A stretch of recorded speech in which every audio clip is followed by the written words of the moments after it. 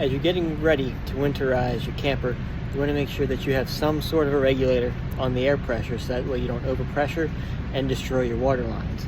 So as you'll see, I'm going to reduce this guy down here to around 20 or 30 psi. That's still plenty of air pressure to move water out of the lines, dry it out, but not to cause any damage. As I said, 20 or 30 psi is about max. And one thing to keep in mind is the manufacturers don't recommend this. This is something to do on your own. If you're under warranty yet, I've done some research and it sounds like they want you to pour antifreeze down the lines or through the lines of your water system. The bad thing about that is then you've got antifreeze in your water lines and you've got to flush and flush and flush and flush and flush some more. That way you don't have antifreeze in your drinking or potable water system. Now that we've regulated the air pressure, again, down to around 20 psi, maybe 25, 30 if you're feeling crazy, I'm going to hook it up to the city water connection. That way it'll flow through the entire camper water system. The fresh water connection, that won't work because that just goes to a tank, and the flush, well, that's flushing your black tank anyways. So what's cool about this thing is it has a ball valve on it, so you can turn it on, shut it off, and there we go. I just heard the system pressurize. So we've got that 20 or so psi running through the system now. One thing to keep in mind is that with this ball valve here, it's not going to regulate pressure for you. Whether you have 100 psi or 10 psi going through a small orifice, that's still 100 psi could be going through your system. So you need to make sure that you've got a regulator at the other end, preventing high pressures from running through your camper. One thing to keep in mind when you are winterizing your camper is that you want to come back to the water heater and drain that thoroughly.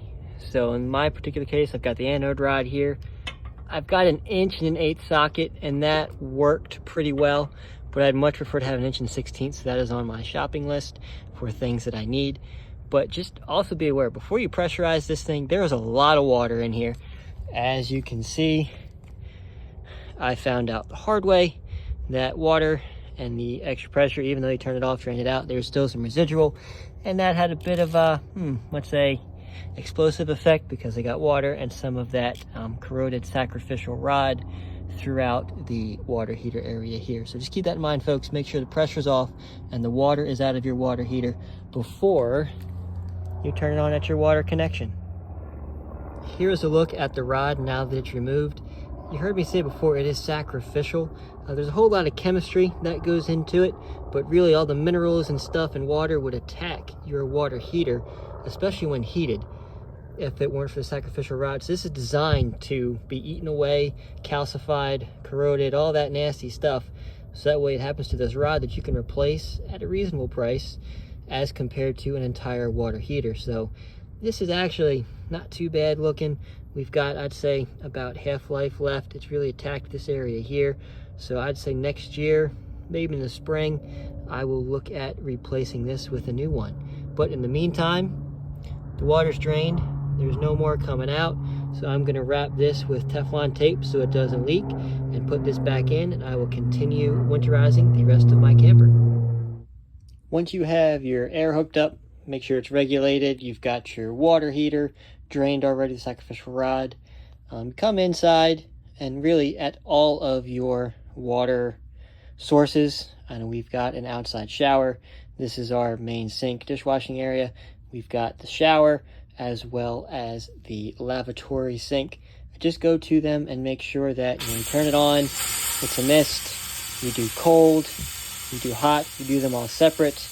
You run everything for a little while until it is just this mist, because you want to make sure that your lines are as dry as possible. Because if there's a little bit of water and that freezes, okay, not that big of a deal. It's not going to freeze to the point that it will expand enough and crack your lines. But if you have a lot of water in there, that's where the expansion goes. And it is ridiculous. If you're really interested, you can Google it.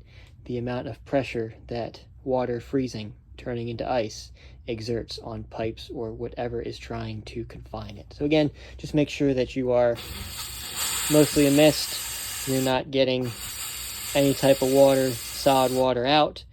And the drier, the better. Another item that you want to make sure is winterized is your water pump. So come on over here quick. Turn it on, let it run. I do not hear mine running. I've still got nothing but air coming out of the lines. So we are good in that respect. Again, just want to make sure there's no water, so that way we're not freezing and causing issues come springtime. Now that you've completed the process of flushing out the water in your water supply lines, you can begin dumping antifreeze down the drains, because you've still got the P-traps, which it's important to keep the water in there.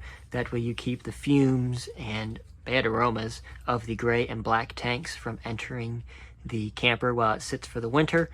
So this will help prevent those from freezing and then bursting, because that's what this whole winterizing is about, making sure that your pipes don't burst and that when you go to use it first time in the spring, it is ready to roll. So you just take some of this, dump it down each drain that you have. I know that my water system, this drain leads all the way to the back to this P-trap, and then it goes down into the gray tanks in the floor. I will also be doing the gray water drain for the shower, as well as the black water for the toilet. I don't have any specific measurements that I'm going to use. I'd like to use about 3/4 of a gallon for the black tank and save the other gallon and a quarter or so for the gray tanks, because I've got 3 drains of gray water and only 1 of black water. So this part's just pouring it down, keeping it in the center, and then that will make sure your P-traps and tanks don't freeze in the winter. So I hope this has been a helpful video, and stay tuned for our next one. Something else to keep in mind is just a little bit of the antifreeze to leave sit on top of your toilet seal. It's good for the seal health and prevents any water that just happens to be hanging around there from freezing and sticking it shut, causing damage come springtime.